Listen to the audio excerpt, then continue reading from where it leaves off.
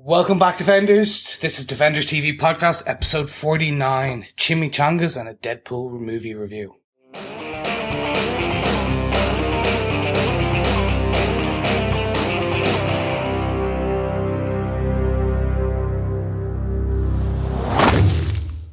And we're back, and I'm back, and after 2 weeks, I should say, of flying all around Barcelona, I'm finally back to my Defenders. Unfortunately, no, the guys did not kick me out. I'm back, and I'm full of chimichangas, and I'm here because I've convinced them that we're going to do a Deadpool movie review. So, first things first, those of you who don't know us, I'm Chris. I'm one of your other hosts, Derek. I'm one of your other hosts, John. Welcome back, everybody. Hey. Yeah, great to have everybody in the same room. Yep. It's a good one. I unfortunately have been flying for my day job, so the guys have made the most of it, and we had a fantastic guest, I hear, when I was away. Yes. We had Claire from the Defenders podcast. Yeah. We had our cat for the last episode, so it was just myself and John and the cat, unfortunately. And his bell. Yes, but the real truth of it is that that Chris said he wouldn't come back unless he was hosting. No, joking. Only joking. No, great to have Chris back. He was on his work trip to Barcelona, the lovely country of Barcelona. I'd agree if it was more than a city, but no, it's just a little city in Spain. It's a city. Okay. But it is the capital city of Catalonia, which would want to be independent. I see. But enough geography lessons. Yes, geography man. So let's get to this, people, because I'm full of chimichangas. I know I keep saying it. It's away. Come on. It's Deadpool. I get to get away with this. Absolutely. You are the Deadpool expert. I would not go that far. I have to say from the outset, I know Deadpool, but I don't really know too much about the character. So this, not only for me was this a really good film, I have to say from my side, just briefly. I loved the swearing, the sexiness, the sassiness. I loved all that.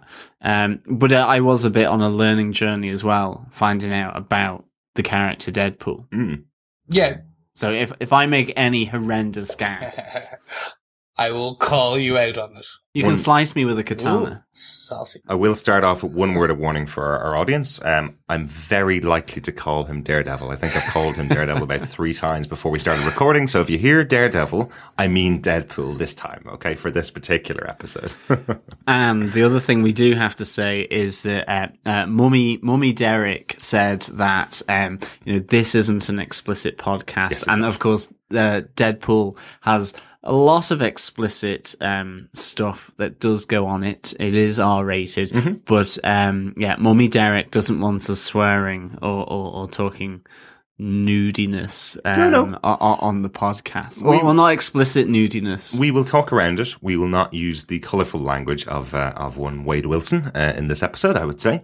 I want to ensure that everybody enjoys the podcast and able to listen to it, and we don't step over the boundaries of what might possibly be an X-rated podcast as opposed to an R-rated podcast, yeah? Absolutely. And I think with that, remember, you can always find us on defenderstvpodcast.com/iTunes, or search Defenders TV Podcast on any other good podcast catcher set. Brilliant. So, for those of you out there that haven't seen Deadpool, you probably want to leave now. This is going to be spoiler-filled. We know at least one of our members of our group over on Defenders TV Podcast on Facebook, unfortunately cannot see Deadpool because it's not been released in his country. So, to you, David, this is dedicated to you. It will be spoiler-filled. We'll try and go through as much of the film as we possibly can. So, if you never get to see it, hopefully our podcast will show you what's interesting and what's exciting about the movie. And for you guys who actually are just tuning into us for this very first episode, we just want to tell you a bit about how this works. Pretty much, it's a simple premise. Each and every episode, each of us will take our 5 top points of an episode, or the film in this case, and we'll go through it. Unfortunately, because we love a lot of the same things, they may be overlap, but we'll call it out. But either way, you'll end up with a good few nice nuggets of information. So, without further ado, should we kick off? Absolutely. So I'll start off where I usually do, with the writers and directors of the movie. The movie Deadpool was written by the real heroes. who are Rhett Reese and Paul Wernick. They wrote Zombieland as well. Cool. Which is one of my favourite films of all time. I absolutely love Zombieland, and they definitely brought a lot of that kind of sensibility and humour to this film. Really enjoyed it. This movie was directed by Tim Miller of absolutely nothing. He was in charge of the studio that brought you the special effects for Scott Pilgrim versus the World. And this was his first directorial debut, really. He's done a couple of short films, but this is his first big feature film. John, do you want to tell us what they gave us? I will. Here's the synopsis for Deadpool. A former Special Forces operative turned mercenary, Wade Wilson, meets the love of his life, Vanessa, a stripper with a heart of gold. As they repeatedly hit it off, their newfound sexy love is hit by the tragic news of Wade's terminal illness. As he desperately seeks a way to cure his cancer, to be with Vanessa, he is offered a way out by a recruiter, which he accepts. At an unnamed facility, he is subjected to a rogue experiment by the mutant Ajax that leaves him scarred and disfigured, but with accelerated healing powers. On his escape, Wade adopts his alter ego, Deadpool, and sets upon revenge against Ajax, all in the name of love. I thought you were going to end with "Stop in the Name of Love" there. In the Gotta be singing. name of love, before you break my... Sorry, had to...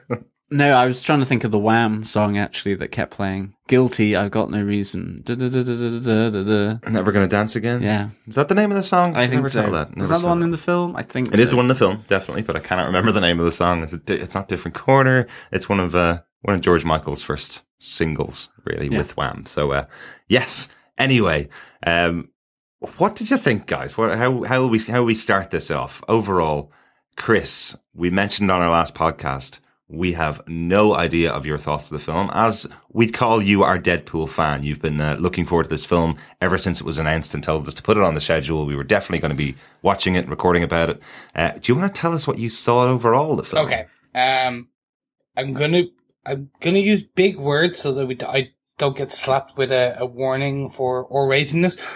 But so the atrocity that was Wolverine X-Men's Origins, where they take the merc at the mouth and they actually sewed it shut, was just an abomination. I'm putting it like Wolverine X-Men's Origins has some redeeming qualities, but overall it was meh. I think most people would agree with me. Absolutely. It took away everything that was Deadpool, aside from the snide Wade Wilson / Ryan Reynolds at the beginning, the quirkiness, that kind of thing. That was the fun part. And then yes, it was one of the best things about the film, and then they sewed yes, it. exactly, and it was just so weird. But like, okay, they could have eviscerated him, incinerated him, decapitated him, but Deadpool will always keep on coming, as we saw with this film. He cut off his hand. It was brilliant. It was just, I am so glad that, I believe it was Ryan Reynolds' grandmother may have leaked the trailer, as he said, or also, there's many theories. It could be Tim Miller, it could be anyone. But from the moment I saw that, I don't know, what do we call it? B-roll footage? Test footage? Test footage, wasn't it? Yeah. As soon as I saw it, they had distilled what was Deadpool. Fourth wall breaking, stupid, wacky humor, over the top gore. Probably over the top is the wrong word. Yes, this film has some flaws, but in a world where we've been getting nothing but superhero origins non-stop and very PG-13 superheroes, this is just a complete step away. This was the Marvel Max film we always wanted as kids, growing up when we were reading Marvel Max. Okay, Jessica Jones has the deep, gritty film noir Max side. Daredevil is the more action-packed, deep, depressing side. This is the humorous, violent, over-the-top action, knows it's a comic book film and doesn't care.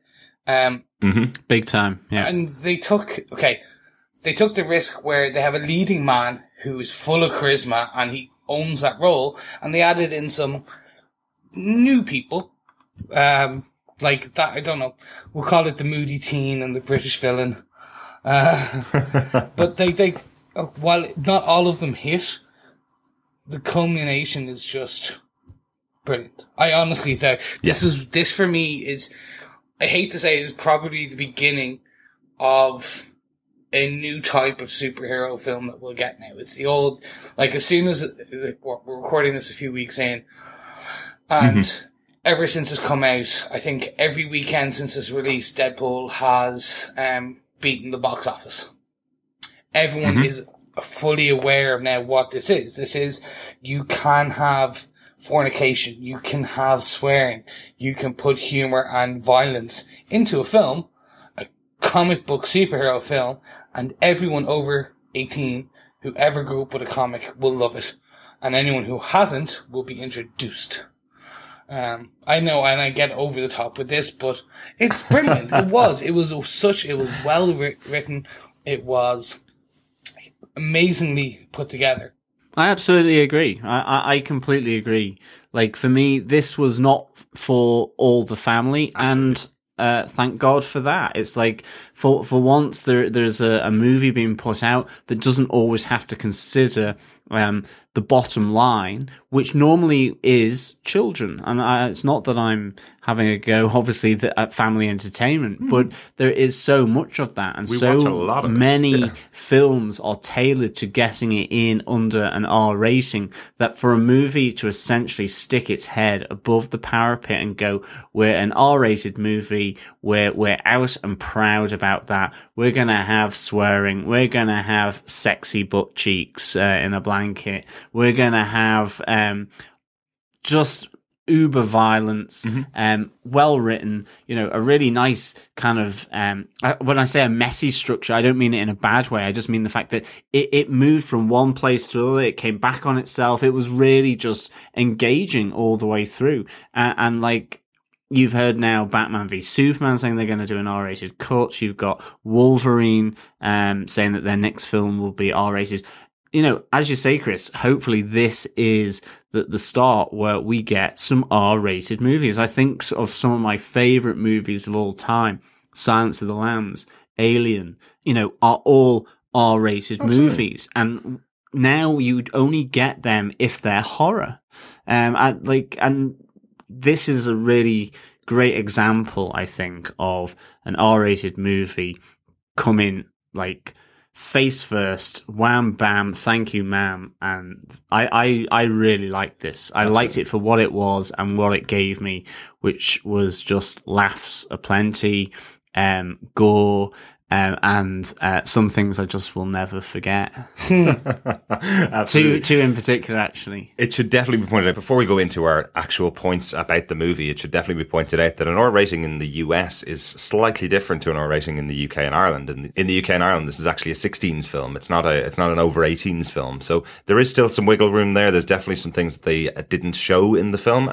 It's actually good they didn't show everything in the film. It's not necessary. But they did stray away. This still isn't an X-rated movie in the US. This still isn't an over 18s only film. It's hit the target market perfectly. It's hit teenage boys and up, all the way to our age group, effectively. And it's paid huge dividends. As we record this, we're 2 weeks after release of the movie. It's made $600 million. It's now the third highest performing R-rated film of all time. Just right, I believe right now it's just behind Man of Steel, about to overtake it this weekend. And after that, I think it's The Passion of the Christ, which basically is impossible to beat at this stage. For a movie that cost $58 million, it's done a pretty good job. I'm delighted that we've got this type of film to see. Wasn't a huge fan of Deadpool as a character when I've read him over the years, and I'm really happy that they've created a character I can hook myself onto and watch in the cinema. Really, really enjoyed. Restrain yourself, Chris. Restrain yourself. Chris has tried very hard over the many, many years that I've known him to get me to like the Deadpool character, and I really haven't enjoyed the actual Deadpool books. I've liked some of the bits and pieces over time, but I'm not here as the fan. Chris is here as the fan. And as the fan, Chris, do you want to give us your first point about Deadpool 2016? Okay, before I do, I'm going to say I gave you Daniel Way's books, the best Deadpool books ever, and you still went, it's alright. So, okay, Deadpool is for some people and not for others, and I fully agree. True. But just circling back before I get to my first point is, I have some worries since the news of this coming out, that they've said they'll do an R-rated version of Batman v Superman. That Logan, that Wolverine 3 is now going to be based on Logan, and that's going to be R-rated. I think, I don't know who said it, a really well-known director, I can't think of the life of me. I know. It's James Gunn. It. James Gunn came out and... Director of Guardians of the Galaxy. He came out with this really poetic piece, which is like, don't make an R-rated film for the sake of making an R-rated film. Stay to the source material. Exactly. Batman v Superman should not be R-rated. Looking at Frank Miller's stuff, it could be, but, like, does it have to be? Absolutely true. Now, I will point out, because I know one of our listeners has pointed this out to me on Facebook, the rating for Batman v Superman Dawn of Justice on Blu-ray was submitted about 6 months ago, that they were going to put out an R-rated cut on Blu-ray, but they are definitely riding the wave of publicity for Deadpool's R-rated cut to get a lot of promotion about the fact that they will be coming out with an R-rated cut on Blu-ray. I don't think it's the right choice either. I want to see my Batman and Superman with everybody in the audience enjoying it. I want to have it as they're very broad characters. They appeal to a much wider audience. And I think it's a bit of a mistake to do an R-rated cut of that type. I'm going to watch it. Of course, I'm an adult. Of course, I want to watch the adult version of it. But I don't know what they're going to throw in there that will make it so different to the rated cut we're going to see in the cinema. Okay. I completely agree with James Gunn. You should make the film that you're going to make, and whether that's an R-rated, whether it's then 18, say, over here, rather than 16, which is the equivalent to R-rated, or whether it's a PG or a PG-12 or whatever it might be, absolutely agree. But for so long, movies have been pared back to fit a PG rating. Yeah. What I'm saying here is that the filmmaker intended to make an R-rated movie and stuck to his guns and made an R-rated movie. Absolutely. And I presume that it's only come out. It's either just savvy marketing, which in fairness Deadpool has had, or it's the fact that maybe, just maybe, Fox in this instance still wanted to pare it back to have a rating that was not R. So for too long, we've had movies coming out which could have done with a bit more of an adult treatment of even just showing blood. I mean, what I'm saying is, this doesn't have to be sex crazed violence against whatever. It's that it fits the character, it fits the story, and it fits everything. And for a lot of instances, mainstream has not necessarily been deemed to be R rated or PG-16 or 16 over here. It's had to be a 12. It's had to be a 15. Yeah. And so that's, I think, all I'm saying. Oh, no, you're absolutely right. And just one little... So I agree with what Chris is saying, but I do think that we've had the reverse of this, and I agree with James Gunn in terms of the principle, but we have had it the reverse. Oh, absolutely. And I will make one final note on this element before we do crack on to what is a very funny film. So let's not take it down too serious a route. I know. But Sex. One of the elements that is very clear from the budget that's afforded to this film is that Fox were kind of saying, if you want your R-rated film, you make it on the smallest budget possible because we're not sinking a huge amount of money into it. They pared it back by about 8 million, I think, in the last couple of months before the film actually came out. So the makers of the film had to cut out elements that they wanted to put in just to make this the best possible movie they could make on the money, on the budget that they had. So I think the Fox guys now have all the money. They are going to be allowing them to do a lot more with the sequel, but they've proved that they're able to do it. They did a good story and were able to do it. So really good. So let's crack on to our top 5, guys. What do you think? Sounds good to me. Yeah? Oh, absolutely. Okay. Cool. Chris, do you want to kick us off? To the sex violence. Every time you say that, he's going to cut you. You know it. Yes, Mummy Derek. With a knife, if he doesn't stop. I'm joking. And don't be explicit on the podcast. Okay, so I'm going to kick things off. I want to talk. It's very quick, and it actually happens within about 2 to 3 minutes. But the opening credits of this film were brilliant. Mm-hmm. I could not be happier.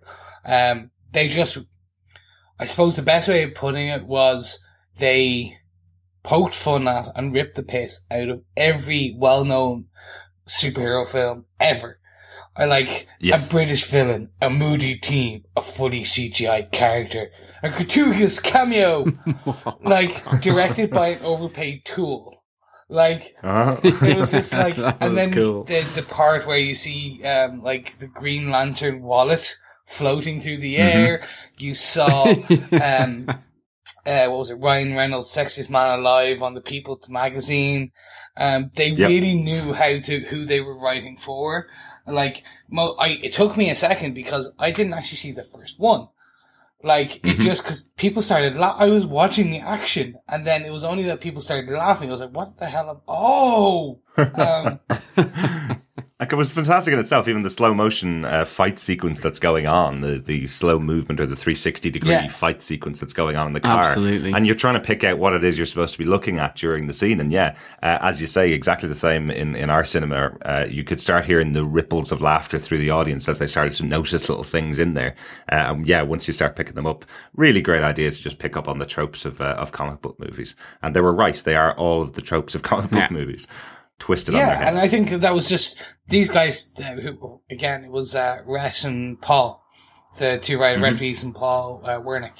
Like, they knew exactly what they were doing. Like, for me, this was take a bow, gents. This was, my God, you have done the perfect thing in that I was just expecting the usual kind of Ryan Reynolds, blah, blah, blah, blah, blah, blah, blah, blah, blah. I was expecting that. And then, so I now automatically phase out my, like, kind of, my attention at these because I was taking in the fight scene and it was brilliant. Starting on the bridge, just like with the rocking back and forth and kicking the heels and everything. It was all done in such a way that it was like, okay, now I understand. Like this, how do you say? This set the ball rolling for the whole film.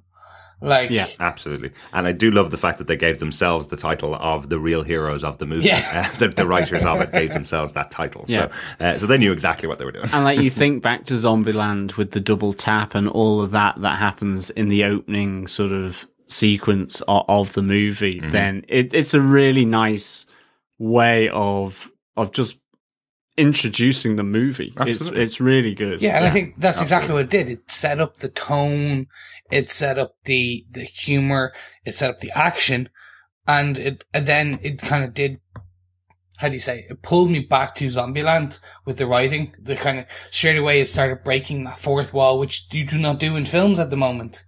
And that was just, I know it's such a silly little thing, but for me that was just, it set it up so well for me. It was just like, okay, now because it was true. I was so psyched for this film. From the beginning, from when it was leaked, to when they announced that it was fully greenlit, to the marketing, the upcoming promos, like everything about this film going up to it, I was like, oh God, they're building this up too much. I was so afraid of that. I was like, okay, this is going to be alright. That's it. But then they got it to a point where when I started the opening credits rolled, I was like, nope, I'm happy. Yep, they were all good. Yeah. They got the tone. And I think that's the big thing about, like, as I mentioned, the Daniel Way comic books. The whole thing about these is that they take a lot of the comic book here, the Marvel comic book universe, take themselves too seriously or are too wacky. In other words, like, so you have these huge spectrums. So you have the racism that is the X-Men part, the Avengers, which are always saving the planet, the craziness that is Squirrel Girl. And then in this far little corner, you have this kind of comic book, which I call it it's almost its own verse, because in one amazing graphic novel, Deadpool kills the whole Marvel universe, by the way. Which, anyone who wants to should go read that as their opening. It's fantastic. The Daniel Way run is absolutely amazing. It's fantastic writing and everything, and it's fun. But I think that was the thing. Deadpool, the whole kind of genre of it, always knew what it was. It was a comic book. It saw what the fun part of it was, and wasn't afraid to kind of poke fun at itself. And that's how this translated for me. The opening credits were like, okay, we could just do the normal stuff. Actually, no, let's poke fun at our stars.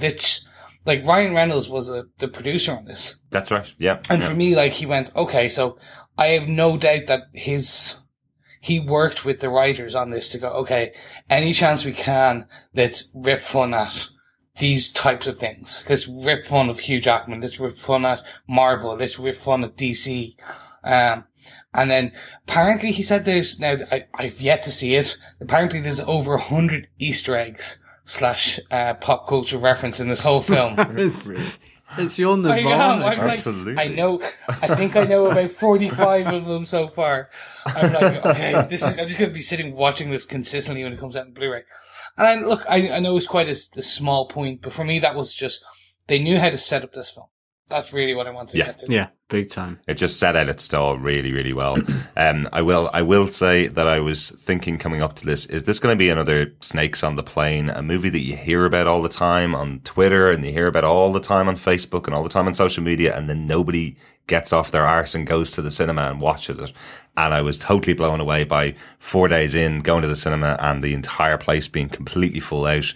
It was in 5 screens, I think, at the time, or 4 screens that weekend, and every single screen was sold out. It's doing so well. I'm so happy that it's doing so well, but I was completely, genuinely shocked. I thought we were onto a loser here. This is not going to be a film that'll work out. So I kind of see where the Fox executives were going, we don't really want to have another Wolverine Origins on our hands where we spent 300 million and get 150 back, you know. But luckily it's worked. No, and I went on well. Valentine's Day.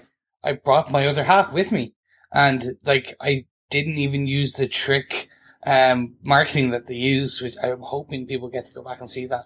They set up this Deadpool love story. It was a trailer and a image, I believe. No, it wasn't a trailer. It was just the image. It was a poster. The poster with True Love Never Dies. Yes. And I was like, I took that. And again, we were in a packed cinema, and I was looking around going, how many of these people actually were tricked to coming? Yes, absolutely. Yeah, I was. Yes, and which leads me into my first point quite nicely. Also went on Valentine's Day, and there was just a fantastic moment on the bridge in the fight sequence when Deadpool has skewered one of the people that he's looking at. He's got him held up in the air on a sword, and he turns to the camera, breaking the fourth wall for the first time, and says to the girls of the audience, "My boyfriend said this was a superhero movie, but that guy in the red suit turned to that other guy into a kebab. Some of the best love stories start with a murder," he says. And it turned into a great moment in the audience as the ladies in front of me, in the row right in front of me, turned to their boyfriends and were going, "You did tell me this was a superhero film." It was like as if it was all playing out so well. It's the best thing about watching a movie in the cinema that you can tell the audience is reacting to and having a great time when they're interacting with a line of dialogue that's happening on screen. And I thought that was just a great moment. I'm sure it was placed for that very reason, that it was coming out on Valentine's weekend, and the type of audience you're going to get might not necessarily go and see this film without a bit of persuasion, I suppose, from their partners. But I loved how it translated so well, breaking the fourth wall that way. No, absolutely. And I think, like, my first point, I suppose, I might as well pick one of mine, which really moves into this, the whole thing of the love story. But, you know, props to Ryan Reynolds. He's not afraid to get his kiss off. And quite frankly, you know, it's 2 duck eggs in a blanket, or should I say 2 duck eggs in a Christmas jumper with Marina Baccarin. That was just a really good kind of scene there. Completely stole it for me, because I mean it seemed like they were behaving just kind of normally, and then it like gets up and there are those 2 duck eggs walking off towards the loo, just as well, before we get the entire bombshell that, you know, life goes along and you keep getting the gut punches, and then it's fine, and it's like, here comes the next gut punch, and he's got lung cancer. Yeah. So it's like, it just like breaks the spell of the happy times that him and Vanessa, Wade Wilson and Vanessa are having. But it's happy times with duck eggs in a Christmas jumper. Absolutely, one of my favourite scenes in the film. It's essentially the sex holidays throughout the year. It just has some great moments, and they must have been thinking about these so long. I think the one everybody had the biggest reaction to in our audience, I'm sure the same with yours, Chris, was National Women's Day, where Wade is bent over the bed. We'll say that. I think we can get rid of that one on this podcast. Yeah, absolutely. Good old strap on. Yeah. Just straight through the duck eggs, actually. Okay, no more beer for him. Well, we can always release an R-rated. Don't peg it back, Derek. Don't peg it back for a PG audience. Very true. Nobody pulled my budget either. It's good. Yeah, I loved these whole scenes all the way through the holidays, throughout the year. I just thought it was a really good mechanic, just showing that their relationship has worked so well and how they're getting on. And then, as you say, the gut punch of Wade's cancer coming in, which is a pretty serious storyline to take in the film. And I wasn't expecting it to go that deep or that serious. But it is Ryan Reynolds' humor that kind of keeps it going and keeps it from becoming a really difficult scene. He does have that great moment of humor where he says, I've only got cancer in the liver, lungs, prostate, and brain. All the things I can live without. Which I thought was a good little touch from Ryan Reynolds. Yeah, and look, that kind of really segues into one of my points, which is just Ryan Reynolds. Like, he is the sole reason. He is one of the main reasons for me that this film works. Like, actually, before this, and speaking about duck eggs, fun fact, the Deadpool costume actually had muscle layer underneath it originally, that when they were filming it, and they had to take it out and refilm because he was too muscular. Yeah, really? The costume was too tight for him, and it made him look overly large, and he couldn't move with the same flexibility and everything. So there you go. Fun fact, Ryan Reynolds is too muscular for over muscle like suits. Take that, Henry Cavill. He just has the Marvel abs naturally. Apparently, it's quite interesting with Ryan Reynolds that that when he did Deadpool the first time, it's over 10 years ago. When he played Deadpool in Wolverine Origins, so he's been trying for this long to make the Deadpool film, because even he knew that first one wasn't up to scratch. Yeah, and he calls it out enough times. Absolutely. I did hear recently that one of the reasons why it was so poor was that it was done during the writer's strike, the scriptwriter strike in America. And it was affected by it because they weren't allowed to rewrite any of the character, and Ryan Reynolds wasn't able to give any kind of input in it. It was basically, you have to film what's on the script, what's in the script, and this movie has to hit its release date effectively. So that's probably why it ended off so bad in the end, that there wasn't the ability to write in these kind of lines, which they seem to be working on all the time. Yeah, there's something absolutely going on all the time. So but Ryan Reynolds he's the core of this film, isn't he? I think there isn't a scene without him in it, is there? And everyone works well around him. You know, Marina Baccarin, TJ Miller, Ed Scarron, all the others. You know, really just work in and nicely around him, and really support him well. Yeah, and it was just the fact that even though the way that he was the right actor for this gig is that he spends a majority of the film under heavy prosthetics and a full body costume, one or the other, and it's still him. It's still, he comes across and still owns it. It's brought to life by him. And the only thing I noticed that then, it took me a while, that they did do some CGI, subtle CGI on the mask. The eyes, every now and again, they made it shift and the kind of winks and stuff like that. It was just brilliant. I love that touch. It really made it feel like Looney Tunes occasionally, like really adult Looney Tunes when the white eyes start moving on their own, and gave them their own character almost to the mask. It's not as simple as just pulling it over his face. He's got that nice bit of animation in there. Really, really good. Definitely was expecting them to pop out on stalks at some point during the film. And then I think it's because he doesn't shut up. In my point, it's not one. It's just like he's always talking. He's like one-liners, put-downs, like when he meets TJ Miller for the first time in the well, obviously not for the first time, to the part where he's one of my favorite scenes was the very beginning when we first meet Wade, when he is still Wade, and he's going after the pizza guy. Oh, Yeah. yes. Yeah. And it was brilliant. It was just so well put together. It just showed him. He's like, I think he was going after the guy, and he goes, like, when he's going after the pawn or the prop first, and he's like, I'm going to kill you. Actually, no, I'm here for him. And I was like, oh, that's so good. That was a great idea. It was just, I think it just shows, like, he was able to do that. And then, as you talked about, the seasons of fornication, let's call it that. It showed every part of him. And then even when the cancer hits him, it was just, for me, like, this is why I right now love Ryan Reynolds. I think possibly more than my girlfriend. I have a full-on man crush. I am like, he has abs stuff, like, he has the Marvel abs. I want to go drinking with him now. Because I think, I think he'd probably keep the Wade Wilson, like, I think Wade Wilson is him, his kind of natural state. Because I was watching him on, I think it was Jimmy Fallon or something like that, one of the interviews there. Right. And he's the exact same. He has totally embodied the character without a doubt. There's stories of him during the lead up to this where he did take home one of the Deadpool costumes himself because he spent 10 years making this thing. He's going to take one. But he did put it on at Halloween and went out and started taking kids candy over that were trick-or-treating in the US and started recording little videos with them, which he eventually put up on YouTube. Have a look. But yeah, really funny that this is his version of promotion is I am him. I'll put on the suit and I'm him, you know. Really, he didn't really take it home. I think the way he said it is I think he goes on and says, well, I was going to ask them, then I decided not to because they might say no. So he stole Exactly. he full out stole it, and then he admitted to it, and they're all like, well, yeah, I suppose.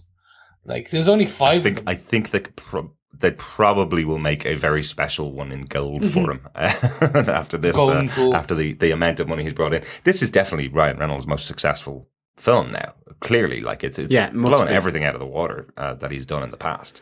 So what he's really are you telling me this is more successful than Green Lantern? Yes, there's not. I don't even have to look up the figures on that one. That film bombed miserably, and everything else that he's been in, he's kind of been a background part. So yeah. Wait, Van Wilder? I'm so glad we've. Van Wilder. Yeah, I think that bombed too. But anyway, I'm going to crack on with my next point and take us on. My next point is the structure of the film. The simple fact that we don't start off with an origin story. We start off with a huge fight sequence on the bridge, which I believe is taken from the leaked footage, just recreated for the film. I absolutely love this concept that eventually, I think we're an hour into the film before that bridge sequence is actually finished. It starts out, they do the flashbacks, they do more flashbacks, and then some other flashbacks inside the flashbacks, and then eventually he's back on the bridge again with 2 other characters that I'm not going to name just yet because I know it's on somebody else's point. But I really love this structure because it feels like, even though it's a very small period of time that's passing, it feels like it's covering a huge amount, and really well. It gets you in the mood for a good romp and a good fun film. It shows you the violence. It shows you the most amazing sequence, with where we have the countdown of the bullets on the bridge.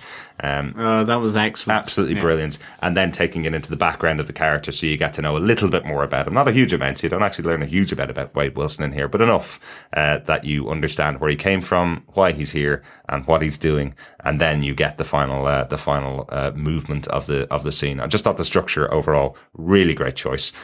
Something similar in some other films. Think, stuff like Memento, has used this kind of structure where you start off somewhere in the middle, you go back to the start, and then you head on to the end from that middle point. It's a really good idea. Really, absolutely. Really good. I mean, then to the freeway battle, which is one of my points as well, I suppose. The whole slow-mo scheme where Deadpool is fighting in the car, and you have the cigarette lighter. Yes. I mean, oh my God, the thought of that being a red hot cigarette lighter going into the mouth. Oh, but just like, exactly. It's just like, it's the guy being dragged by the car. It's the guy that's hanging out the window as the car rolls. And you're just like going, oh my God, this is brutal. Even just the guy sliding off the road sign later on when the 2 X-Men, mutant X-Men are there. I love that, he was already here. That's not my fault. As he slides off from the road sign. And of course, like for me, Colossus cuffing Deadpool, and just him like hitting Colossus, like breaking both wrists, breaking his ankle.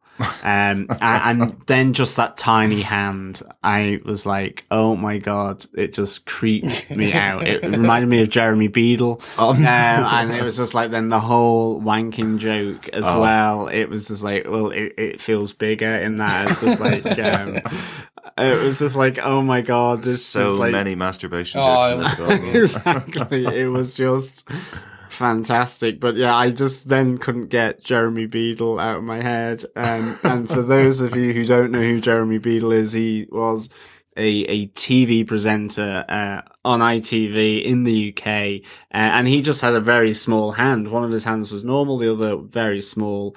And just as Deadpool's hand is growing back and he's in his apartment with is it Blind Al? It's just the little nuggety hand I just couldn't get off. It's an actual baby's hand, isn't it? It was just like, oh, just so my creepy. But God. anyway. It was just so disturbing. Definitely. The many disturbing moments in this film, but that was definitely, I think, the one that creeped me out most. Chris, do you want to give us your next point? Okie dokie. I'm going to do my next one, which is particularly just one scene, which for me, just apparently there's 18 minutes worth of it sitting on the cutting room floor. Really? It's the scene with TJ Miller and Ryan Reynolds when Wade Wilson and Weasel come back together and they're coming up with the name Deadpool, etc., etc. And they're Wade takes down his hoodie, and I believe it's something along of fornication with two avocados. It did make me remind me of our avocados at law. I was like, that will happen if Matt Murdock and Foggy have a baby. Deadpool. Oh my God. There you go. People, please make a meme of that and put it on our Facebook page. Nice. But that scene, apparently there's 18 minutes worth of those two just literally riffing off each other. And that's going to be part of the actual Blu-ray.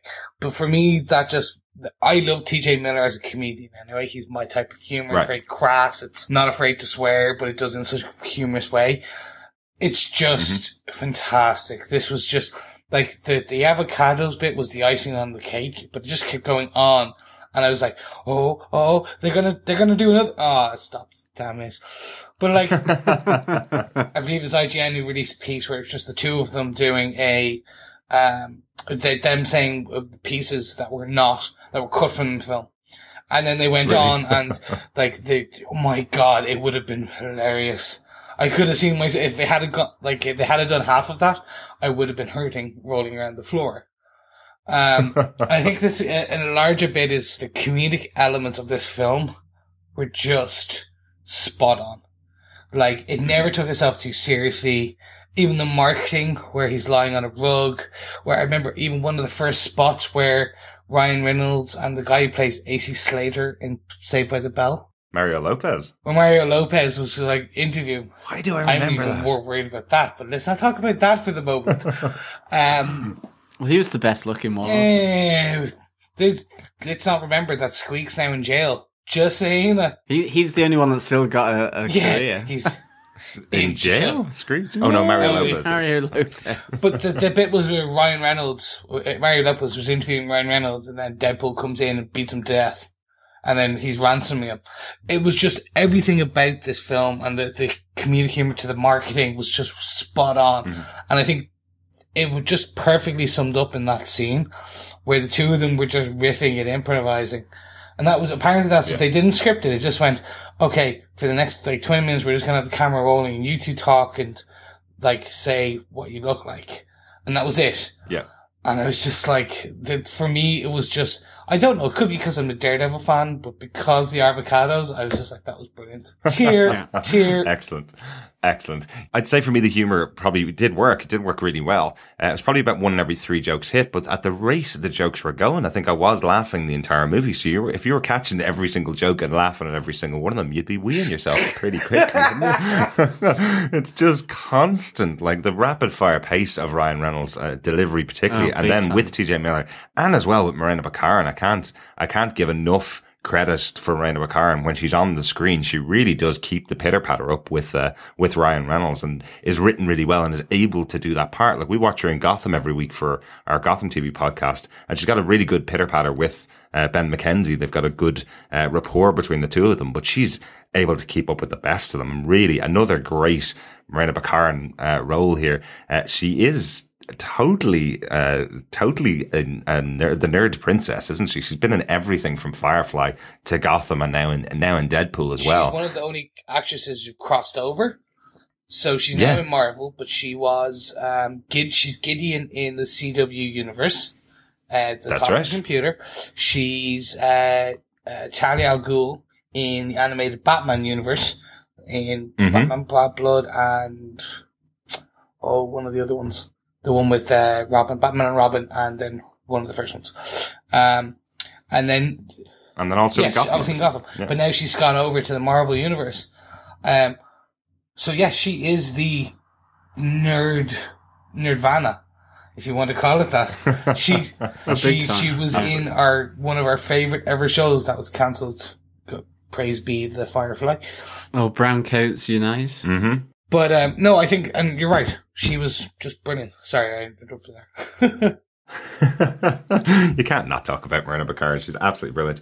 Really, really good. I'm going to crack on with my next point, which is the meeting of Wade Wilson and Vanessa. It's just, I don't know why it stood out to me. It's essentially as they're comparing their emotional scarring as children. Yeah. The reason it stood out to me, I'm a huge Monty Python fan, and the one particular sketch that always stood out to me from Monty Python was a sketch called The Four Yorkshiremen, where they compare how horrible their day was when they were children.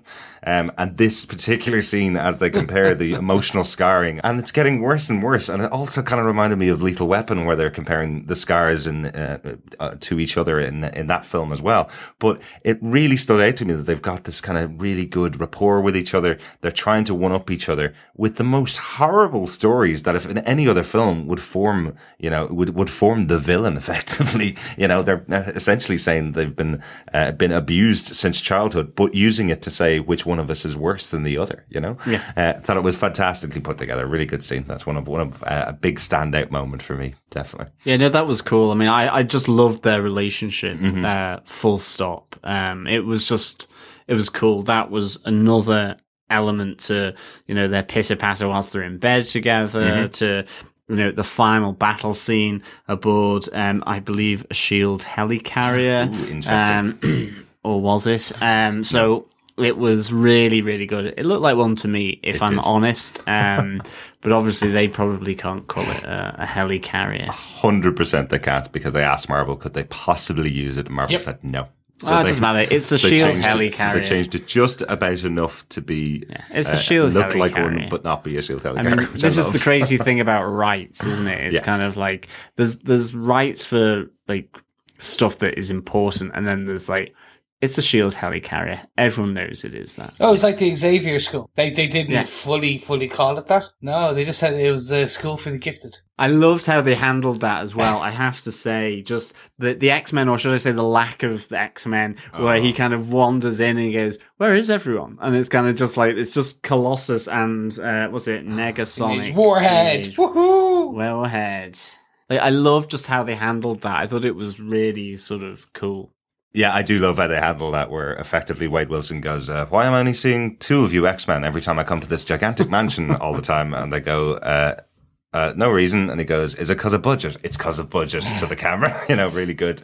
Also a great call out in the car trip over to the mansion, when he says, I wonder, am I going to see Patrick Stewart, or am I going to see McAvoy this time when I go to the mansion?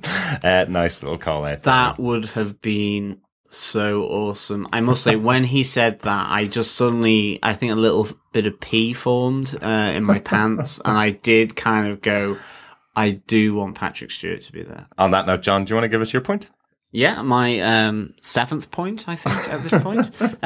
It's definitely Stan Lee's cameo. Yes, of course. In a strip bar. I'm surprised his heart didn't give out, quite frankly. But, is this the greatest Stan Lee cameo? For me, it's certainly the riskiest. And, I think he enjoyed himself looking at that. And I was kind of like, well, fair dues. It certainly beats a photo above a cop desk in Daredevil, I would say, for Stan Lee. However much I did and do like that, this, I think, bring on the dancing girls for Stan Lee. Mm-hmm. It's a great little touch to have him doing something that is not expected, like really, really cool. Yeah, if you told me the one place that Stan Lee was going to be in this film was in a strip bar where women were walking around topless, I would have been quite surprised. Yeah, it exactly. works really well. Works really well, definitely. And he's saying the kind of things you would hear in a strip club. Completely agree. I was going to be one of my kind of slight points. I think he seemed to enjoy it. I think this is probably the most fun. Was he? He's 96, 97 now? 96, yeah. Obviously, I was more afraid of his ticker now. I'm kind of going, I think he needs to go back to the Disney Marvel, because at least there they're not going to have like half-naked women prancing around in front of him. Come on. Although he did play Hugh Hefner in one of the films, and he was being escorted by two very buxom ladies in his Agents of S.H.I.E.L.D. cameo, so he does have a history of this type of character, being surrounded by women. Oh my God. Imagine he was the one thing that threaded through all of the films. So he was one character. There is a theory. What? Go on. Do you want to hear it? Yeah. There is a theory that he was cloned, and these are all the clones that we're seeing over the course of all the rest of the films, which I love. I just think that's a really fun It's a life theory, decoy model. Essentially, life model decoy. Yeah, he's been cloned and he's been shared around the universe. There's hundreds of this one man that I'm wondering if at some point somebody will take the step and just have the joke of putting all of them side by side. I think it'd be great fun. Oh my God, that would just be amazing. There's the theory. Oh, that'd be fantastic. Chris, do you want to give us your next point? I'm going to go on, far be it from me not to do my usual. I want to talk about the downs of this film. Now, we've already talked about how much we love this film, and I do. And I'm putting it out there. I love every element of this film. There was some of it that just, I think it was probably budget restrictions, timing restrictions. We know they had to do about, as you said, Fox kind of pulled away $7 million from them at the midway through and had to do a lot of rewriting. So I think that's more where this comes from. But I think, okay, I'm going to the first one. Well, there's only two real points that I'm a bit like, meh. It was more meh. I'm not going to say down or okay. It's meh. Ajax / Francis. All right. Ed Skrein, he kind of, for me, failed to become that truly threatening or really memorable character. Since he was given so little time. I think it was more like, okay, we have a lot of haziness around the project he was working on. So we're just kind of very much led to, all we're given really is that he's kind of selling super slaves to wealthy individuals, wicked individuals. Yeah. There's no kind of story behind that. And what I'd like to know was this either going to be explained in the deleted scenes? Because we know this film isn't your typical 2-hour film. It's an hour and a half. Or a bit of change. Like, is this to cut it out? Or is it maybe that it was written out? Like, we don't get to know particularly why the stakes are so high. He feels little more than a stooge, kind of in this part. What we do know is that Taskmaster was originally going to be in this and then was written out. I think that was because that wasn't more budget. I think that was to do with rights a bit. Yeah. But I think what we would have found was Ajax would have probably been reporting into a Taskmaster type guy. And at the end, they just made Francis the main guy. And then Gina Carano's Angel Dust. Pretty much there just to hit things. It was fantastic. Pretty much. It was like, but I would love to know more. We didn't know more about her. Yeah, the villain stuff. I know we've watched a lot of Marvel TV, obviously, for our podcast. We haven't watched a huge amount of Marvel films. We just watched Age of Ultron and and Ant-Man. And two of the biggest problems I think all of us had with both of those films were the villains that were on show here. Kind of shows that Fox also are not able to do villains for the Marvel movies that they have. I'll have to agree with you. I did like Ed Skrein. There were some great scenes that he had. Oh, yeah. But not a huge amount of detail behind them. And there's another, I will actually talk about one in a minute about Angel Dust. She had a couple of great scenes, and there's, she's a UFC fighter, isn't that right? I believe something. Oh my God, I wouldn't like to go anywhere near Dark Alley, but she was brilliant. I think she deserves the Oscar for her performance in this role. Just in case I do meet her at some point. No, I totally agree with you. I think the villains did fall out of the way, but I think part of that has to be the fact that Ryan Reynolds is on screen at all times, and he can't be on screen when they're setting up the villains, basically. So they probably just cut the scenes that didn't have them in him. Probably, yeah. Didn't have him in them. So even if they just cut them out of the script, effectively that may have. Yeah, I mean, it's literally he's in every scene and every moment of this film, and so you're only looking at the bad guys whilst he's there. So yeah, there is no real kind of build up to these. It's just he's the guy that's doing the experiments on Wade Wilson. Yeah. And that's pretty much it. Like I definitely know what you mean there, Chris, but I did kind of quite like the pitter patter, especially when he's in the oxygen deprivation tank, and that to me was really pretty creepy, wasn't it? Creepy and gruesome, and I really liked how Ed Skrein like how he reacted with Wade Wilson there. I thought that was like pretty dark, and obviously just the effect then of kind of the skin like blistering and collapsing and all that was pretty gruesome as well. Absolutely. So like I did think he had and played some really nice parts, and again where he's stuck with the katana through the shoulder on the bridge, and obviously escaping. But I definitely know what you mean. It's whether the bad guys in Marvel stuff are that good in some cases, or aren't just tropes. Well, I think or to something. Spoil our coverage of Daredevil and Jessica Jones. If you haven't listened to that, pop on over to DefendersTVPodcast.com and have a listen to that coverage. But to spoil the coverage of both of those, what we've kind of realized is that if Marvel have a TV show where they're filling out a bunch of episodes, they're able to concentrate on the villain a lot more, and they're able to deal with these and turn them into really good characters. It seems like in the films they do really want to concentrate on the heroes. They want to concentrate on that side of it. And once the villain doesn't have any time to be built out, they're not as, I don't know. I don't want to make this sound like a negative against DC, but the DC villains are very quick to set up, and they do stand out really much bigger than a Marvel villains generally do. I don't know whether it's because the DC villains have been around for such a long time as well. There's a lot of backstory with them. There doesn't seem to be as much backstory with the Marvel villains. They tend to be, they go out and they do their bad deed, and then they're stopped quite quickly by the hero. Or maybe it's just, I don't know, maybe. I think they do have a history. It's just that they're not given that in the film. And I think that in Daredevil, in Jessica Jones, they've been given that history. Whether in the case of the Kingpin, they've really been allowed to use the history that he has in the comic books to its full potential. Or in the case of Kilgrave, the Purple Man, they've actually taken a bad guy who maybe wouldn't be people's first choice, and have really fleshed out this creepy individual based on, again, treatment of him in Alias. So they've really done a great job there. And I think, obviously, film, it has to be much more focused. Yeah. And sometimes they're just not given, maybe the treatment they deserve. I mean, or you have someone like Magneto, who is, everyone knows him, or even Doc Ock, say, from, Spider-Man. That there's some of the characters where I thought they were treated fine.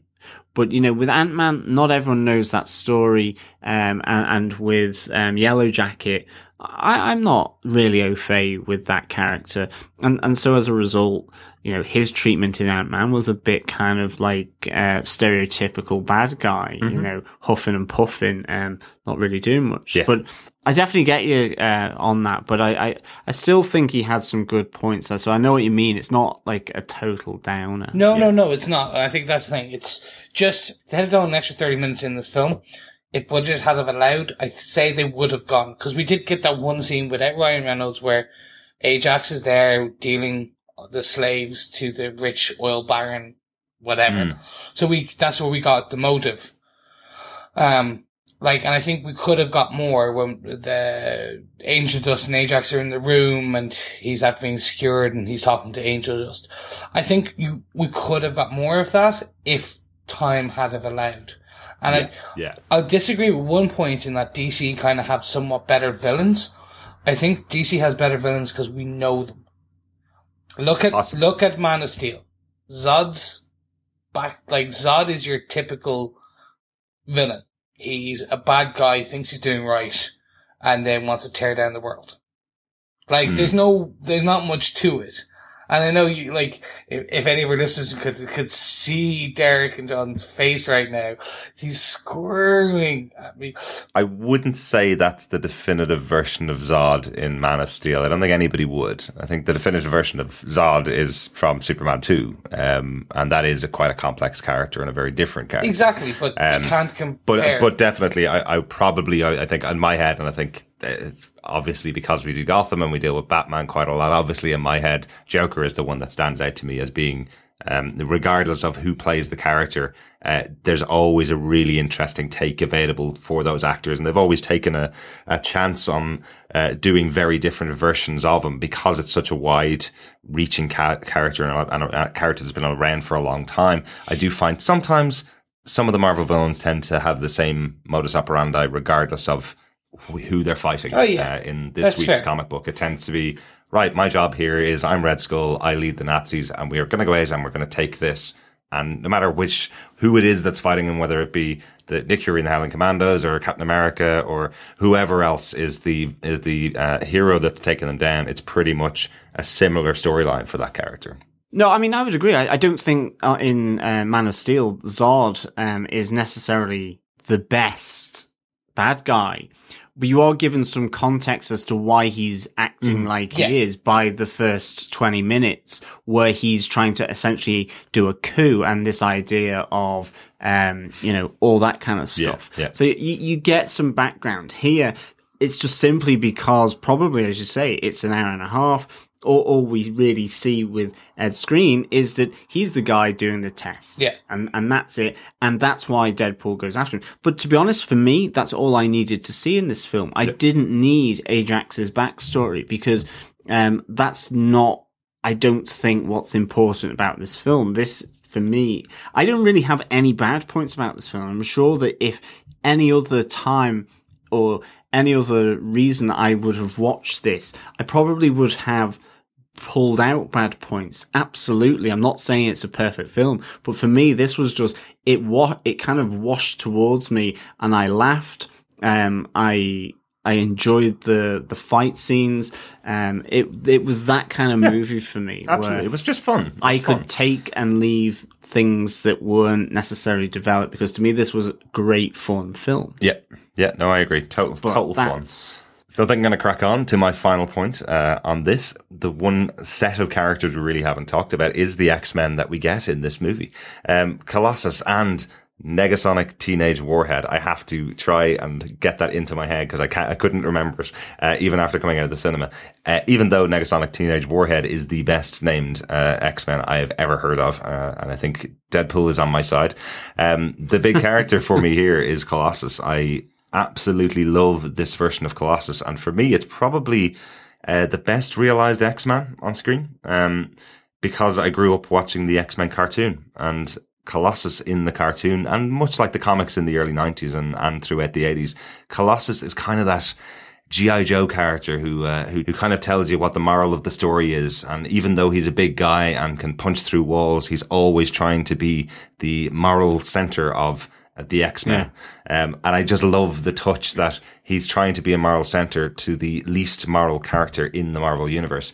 If they had the choice of every single X-Men, if budget allowed, and they could have brought in every single X-Men, they couldn't have chose a better foil for Wade Wilson than Colossus in this film.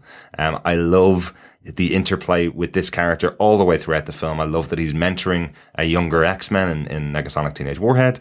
I love that there's a great moment in a fight scene with Angel Dust, which is the moment I mentioned earlier on, where she is fighting around in her tiny little skimpy top, and the top falls off.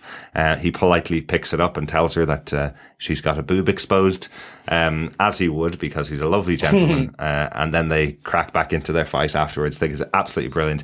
And of course, the final moment as he's giving his rousing speech to Deadpool and telling him you can turn your back on the life you've had and join the X-Men if you want to. And Deadpool takes the shot and takes out Ajax with a bullet to the head. I think it's fantastic. And without Colossus, I think the movie would have lost something. I don't know. I don't know what your feelings are on that. Overall, I like the character. I wouldn't say I was such a fan of the 90s TV show. I was a fan of the 90s TV show, not Colossus' character. I'm much more of a Nightcrawler-esque Rogue Gambit style. I like my Cajuns. But I don't know what it was, but the CGI just some of Colossus somewhat felt off half the time. I'm nitpicking for the sake of nitpicking, I think, because I don't like to say this was one of the best films ever created. You're allowed to say that if you want to. I think it's now up in my top 10. It's probably top 5 films, I'll be honest. I think they could have done more with him. I know there was a lot of back and forth. I know the original character who played Colossus in the original X-Men films, he backed out. That's right. Daniel Cudmore decided that he wasn't going to play this part because he thought the movie was going to be a failure. Yep. Oh, he's probably crying himself to sleep. I'd say so. But then they got 2 actors now. They got one to play the voice and one as a stunt double or body double. And then they just CGI'd the body double. Like they wrapped him in blue. I loved the character. I think you're right. He brought in the family friendliness, the mentor element, the trying to get Wade back on track. And it was great. He was great for a character point of view, and he was great at the end, especially with Angel Dust and when her female parts pop out. Like, it was brilliant. That made me laugh. It actually made me laugh more when he runs after Angel Dust and then gets hit, and then it was Negasonic Teenage Warhead that has to knock her down. That was even better. Yeah. Wait, let her finish her tweet. That was brilliant. His poor wife. Yeah. But that was just, for me, I think it was just the CGI that kind of pulled me out of it slightly in a film that's not very much CGI'd. But well, apart from the flying body parts. Of course. But I think they spent more time on that. I think it was just every now and again, I don't know what it is. I've seen other people complain about this, and I'm trying to think that I haven't been jarred to it. But it was, apparently, if you splice the film very slowly, you can see that some of the CGI isn't as well finished as the others. So, I'm like going... And that's probably going to happen on the budget they had. Like, $58 million isn't a huge amount for this type of film. I will say there was a moment or two that I thought there was a guy wearing a big metal suit. That it's not that the CGI was that good, it's that it felt like it was really sitting in place for a bit too long. It wasn't moving naturally, if you know what I mean. But again, I was laughing too hard most of the way through this film to take note of a couple of these things. So yeah, I think I'm also nitpicking a little bit. But yeah, for me, I think the character was the perfect foil, and like to see him in there. Really, really good. And just a little note on Negasonic Teenage Warhead's greatest moment is really when Wade Wilson turns around to her and says, "You're all about long silences and mean comments. So which one's it going to be?" And she goes, "You got me. I've got nothing else." Yeah. Great response and a great little moment there. John, do you have a final point for us? I do have a 10th point. It's Blind Owl. It's the blind lady. I love some of the interaction between her and Deadpool. I love the IKEA gag, with the drawers. Maybe it's just a reflection of my age and the fact that I've bought so much IKEA crap. That I just was like, okay, I get that. There was You recognise every single name of every IKEA piece of furniture. I did. But it's the fact no, of I just called it the Hootie Grooty or something like that. And I mean, that's what it would be. But it was just the fact of Wade having his blind roommate builds the IKEA furniture was hilarious. Like, I loved it. I loved the tiny hand conversation on the sofa with her. There was the David Beckham conversation about, well, looks are everything. Have you heard him speak? His mouth has been sexed with a can of helium or something. Like, it was just, I loved just their whole interaction. It was just great for me. And they were kind of like just the three little points that I kind of took from that relationship. I'm sure she's way more important to Deadpool than that. Chris, correct me if I'm wrong on that, but like, I just loved their kind of to and froing throughout the whole movie. Absolutely. Like their first meeting as well was really good fun, where he's trying to wash the blood out of his white outfit. And she just goes, "Why don't you just wear red, you idiot? Then you hide the blood." It's just great, and she's the blind one, you know. Yeah, no, I love Blind Al. They picked the perfect. For a split second, even though I knew it wasn't, I was sure that it was the woman who plays Uhura in Star Trek, Michelle Nichols. Don't know why. Just literally, I saw her and I was like, "Oh, what? They got Michelle Nichols?" And I was like, "No, but okay." No, I Blind Al is brilliant in the comic books, and she's actually an integral part. They've left out one or two other characters who I would like to see, and I'll talk about one of them in a while. There is one more in there from the comic books, isn't there? Good. Because I saw him and I recognised him as well, and I was very impressed with myself. But I think, yeah, no, Blind Out, you're right. It was the moment on the couch again was the best for me. It's like, okay, you go off now. That was just like, I was like, oh no. But I think they played it in this where she loves him or something, which was a bit weird. I'm not sure. I think there was a great little moment of him saying, "You can go off and try and find the money in the walls, or the $200,000 worth of crack that I hid in there, and the cure for blindness." So I'm not too sure whether there was much love lost between the two of them. But yeah, no, it was good. I really have to admit, I liked it. Cool. And Chris, do you want to close us out with your final point? I think we're up to about 28 points, which makes up for all those times we didn't do a full top does, 5. And now I'm going to round it to a good 50. Right? Okay, I'm going to jump in with a couple of Easter eggs that I caught. Just some of the nice ones I enjoyed, but obviously there's hundreds more. Well, at least tens of 50s and 20s more, right? If there's 100 of them. You guys jump in. Okay, the first one I loved was in the scenes where Wade's dealing with the stalker pizza guy. He's wearing a t-shirt with the portrait of Bay Arthur on the front. From the Golden Girls. Yeah. Cause Deadpool has an affection for Bay Arthur. So it was brilliant. I was like, oh, that's amazing. Oh, I love it. And, did you see what the pizza boxes were called? Feige's favorites? No. Yeah. For Kevin Feige. Feige's favorites. I was like, that's a nice nod. Okay. That's very cool. Yeah, so there were two from the beginning that I liked. And then we mentioned it, when Colossus is on the bridge and he takes it and goes, "I'm going to take your seat, Charles." And he goes, "Which one? McAvoy or Stewart?" That for me just was the perfect. Mwah. A brilliant little call out to the other films, and again, another fourth wall breaking moment as well. We did mention the Helicarrier. Cool. Yeah, definitely. That was perfect. Okay, it's not referenced by name, but it's anyway. A wrecked Helicarrier. In my head. No, they specifically said they tried to get the rights for it and didn't get them from Marvel, so it's not a Helicarrier. Okay, we get that, but they have said, because they don't want to get sued, they have said it's not a Helicarrier. It takes place after either Civil War or Winter Soldier. Probably since Winter Soldier. It'd be amazing. Doing the inverted quotes, it's not a Helicarrier. Exactly. Yeah, I don't know if I talked about it, the wallet at the very beginning of the shows, Ryan Reynolds in his Green Lantern costume. Yeah. The Green Lantern wallet, wasn't it? And then, no, not yet. Oh, get to the big one, when Chris. Wade Wilson is getting the experiments done on him, did you see Marrow in the background? So there's a woman on a gurney with sprouts of bone sticking out of her.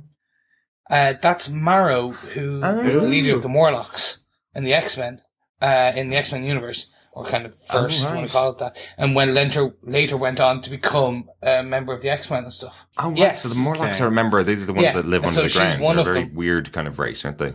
I think I remember that from the X-Men cartoons, you see. And she was kind of the leader of them, wasn't she, who left them and joined the X-Men for a while. Yeah, as far as I remember. God, that's going back a ways. I'm on my penultimate one. Hugh Jackman can only be seen twice in this movie. Once on the cover of the magazine. Oh, I loved and then the best one was where, obviously, Deadpool takes his mask off and it's Hugh Jackman's face. Yeah. Stapled to his face. Stapled. It was brilliant. I honestly thought there was something wrong with the face makeup he had on, because of you see it from the back and it's kind of a little bit of it looks like a little bit of skin is kind of peeling off. And then as it pulls around the other side, and it's just, Marina Baccarin pulls off the picture from his face, and you can still see the staples in his chin and in his forehead. Fantastic. Loved the gag. He sold it completely. I wouldn't put it past Ryan Reynolds to actually have it stapled to his face, though. Could be. The best favorite kind of mention of Wolverine for me was the mention of Pulverine. In other words, he had to have intercourse with someone in order to get this film made. It rhymes with Pulverine. I was like, oh, that's it. Because I actually saw people look and go, who? And I was like, oh my God, people, come on. And now to get to the one that is annoying Derek. The best one, when Deadpool's fighting the soldiers, at the end he recognizes one of them and goes, Bob. The best character out of the Deadpool comics. It's Bob, Agent of Hydra. That's right, Hydra Bob. Yes, they even mentioned that they fought alongside each other in the past. So this is definitely Hydra Bob, isn't it? So, but they just couldn't use Hydra because it's all over the Marvel Cinematic Universe. So they definitely don't get Hydra in that deal for the X-Men. Well, if they don't get a helicarrier, they certainly don't get Hydra. Exactly. But it was Hydra Bob, like it was a helicarrier. Yeah. Oh, and here's one for any Disney fans. Apparently, and I've yet to proven, that in the hedge, as you see the Xavier School, there's a Mickey Mouse in the hedge. Apparently so. Now, I don't know if that's true or not. Missed that one. I only heard about this recently. Right. But it's, when I get kind of a Blu-ray version of this, I'll be looking out for that. Oh, and then your friendly neighborhood pool guy. Oh yeah, Spider-Man reference. There you go. I can keep going. Like when Weasel tells Wade, nice. "Go get her, Tiger." Spider-Man reference with Mary Jane. Like they just filled them all. I'm like, these. Anyway, the ones I've mentioned were my favorites. Yeah, no, really good, and there's hundreds of them. But yeah, there's one every minute, really, isn't there? There's so much going on. Yeah. Yeah, definitely. I think we've hit all of our 5 points and probably brought in all of our notes as points, except for one tiny one that I kind of forgot to mention, which is probably my favourite exterior character outside of Colossus and outside of Deadpool. Deepinder the taxi driver is such a dark character and fantastically put together. I kind of want to see him as a Saturday Night Live sketch on his own. I love the influence that Deadpool has on this guy. He basically has a photograph of his cousin's wife, is that right? In the car. And basically, because of the instruction of Deadpool, he kidnaps his cousin, sticks him in the back of the car, hoping to impress his cousin's wife.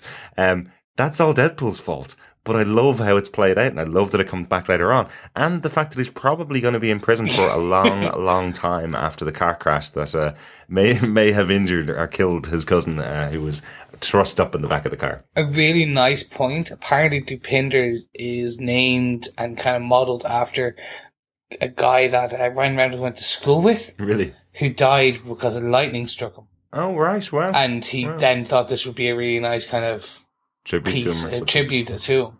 And I was like, that's really cute. Except for the fact that he's a kidnapper. Yeah, exactly. I'm kind of like going, is this a joke? Did he? I don't. This is the thing with Ryan Reynolds. You just don't know. It's like, is he making this up now? Love it. But yes, that's one of my favorite exterior characters in the movie. I think that's it for every one of the notes that I have. John, do you have any notes? I just love the children's drawings for Have You Seen This Person? And like he holds up the children's drawing of Francis. Yeah, yes, yeah. absolutely. Like it was just all of that was really good. Yeah, that was just one of my notes. There is a great one actually towards the end of the movie when after he gets stabbed in the head and has the knife sticking out of his head, and Miranda Baccarin telling him how much she loves him and is going to spend the rest of her life with him, and then you see the cartoon characters climbing up her body. I didn't realize it at the time that is because he's got a knife in his head. His brain is going mental, essentially. So he's starting to see things and hallucinate effectively because of the knife in the head. Lovely touch. Chris, any notes? My favorite part at the end, I'm just leaving this, is the end credit scene. Yes. The two end credit scenes. The skit. The skit. Where he comes out. Day Off. Yes, exactly. He's mimicking the post credit scene from Ferris Bueller's Day Off. Yes. It was just brilliant. I am so old that I saw that in the cinema the first time, I think. Yes, closing credit scenes was fantastic. The reference to Ferris Bueller's Day Off was excellent. For me, it was just the best part was just like, yeah, he literally kind of go home, the movie's over. But then it cut and I was like, hold on. And then he comes back and he's now officially said that Cable's in the sequel. They hadn't confirmed the sequel at that point, and it was like, yeah, we're going to make a sequel. They forced the hand of the studio to make a sequel. And the best one is like Mel Gibson, Dolph Lundgren, or Keira Knightley. And I'm like, do anything. Yeah. I really want to see Keira Knightley in that role. I'm not people have mocked her up as this. If you go online, really? This fan art of her as this Cable. And I'm like, that could actually work. Brilliant. I don't know about, but there's the guy from the army general from Avatar. He's in the running, and now he's on social media campaigning to be Cable. That's right. I could see that too. Yeah, I could definitely see that he has the look. Yeah, no, it's going to be. Yeah. Well, anyway, that's my final point. Excellent. Cool. Okay, guys. So there we go. We've wrapped up. But I want to quickly ask you, Derek, do you defend Deadpool the movie? I certainly defend this film. This is one of the most fun comedy films I think I've seen in years. One of the most violent action films I think I've seen in years. One of the best comic book movies I think I've seen in years. Wasn't expecting to like it at all. I'll be 100% honest here. I was expecting that I was going to be a bit of a naysayer coming out of this film, but I enjoyed every single moment of this film overall. And I can't wait for Deadpool 2. So that's the strongest endorsement I think I can give it. I definitely defend this movie. John, do you defend Deadpool? I do defend Deadpool. I give it a resounding 3.5 tiny hands out of 5. Like for me, I had no expectation going into this, and maybe I would give it 4 tiny hands actually. But this was just great fun. It's not a perfect movie, but this was great fun. I laughed and I really, really enjoyed it. I loved the adult sort of non-mainstream aspects of all of this. It was refreshing, if you want to put it in that way. So I laughed loads in this. It didn't actually bother me about the negative points that, there was a bit of dodgy CGI. Maybe some of the characters could have been sort of better contextualized within the film. But for me, this was just fun. It was fun, violent, fun, laughter, fun, tongue in cheek. It was everything that I didn't know what to expect, and it came really positive for me. The whole experience. Really, really enjoyed it, and in fact, seen it twice. So I mean, this was a great film, and I have to say, duck eggs in a blanket. And on that note, Chris, do you defend Deadpool? 100 chimichangas, yes. It's just, as usual, I went down on the film a bit. Oh, Wade loved that. Oh, and of course, we banter. We go back and forth. He looks like an avocado. It's fine. For me, it was just, this was the right actors the right script. I don't like scoring, but if I had to, it was hovering at a 9.5. Like, if it had been given a bit more budget, if it had have been given a bit more length, they could have kind of expanded out a few things. They could have done a few things better. And I think this has proven that R-rated films work. It is proven that not every comic book film has to be for a 12-year-old. It doesn't have to cater to the whole audience. That we, the generation of comic book lovers who've grown up with comic books, are now in their 20s, 30s, 40s, 50s. We love the fact that we can go to these films and see what we have always wanted to see.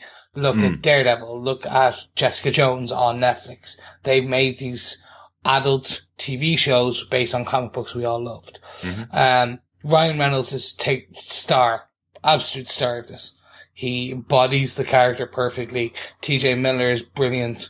A British villain, the moody teen, the gratuitous cameo, the CGI character, or a fully CGI character. Fantastic. The writers, what was it? The real heroes of the film. They wrote it fantastically. And I think, Tim Miller. And I think Tim Miller, okay, yes, it's his first outing. I'm not surprised if Fox or Marvel or someone is knocking down his door right now, trying to sign him on for 2-3 films. Absolutely. Yeah. Like, he picked this perfectly. And I wouldn't be surprised. He could probably charge what he wants.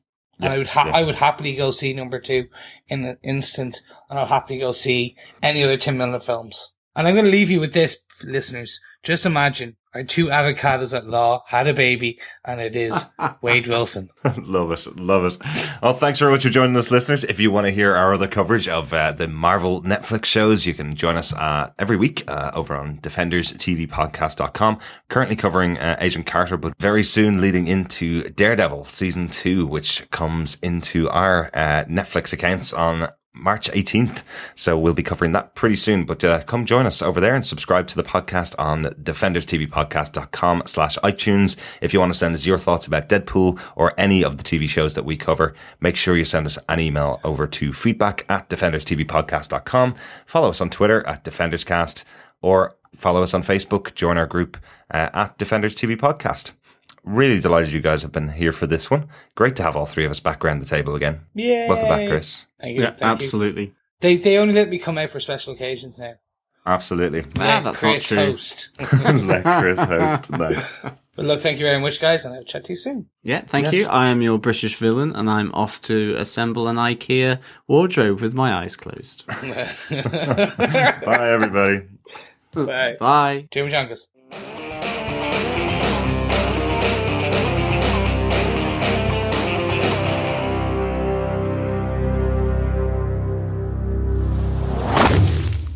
I'd love to know more. I want to know why. Kind of like, at the moment, he just feels like a stooge. What was that noise, Chris? The bus, sorry. Let me try, what was it? Do you want to just repeat? Jimmy Junkus. Very soon be transitioning into Deadpool. Nope. See, look, I didn't Yay! You didn't get it just wrong at for the the whole end. podcast. I got it wrong the wrong way around. Jimmy Junkus. This has been a Flickering Myth Podcast Network production. For more information, head over to flickeringmyth.com for more shows like it. Find this show in iTunes by searching for the podcast name, and head over to youtube.com/flickeringmyth to subscribe to the Flickering Myth movie show. We'll see you on the next podcast. Take care. Bye bye.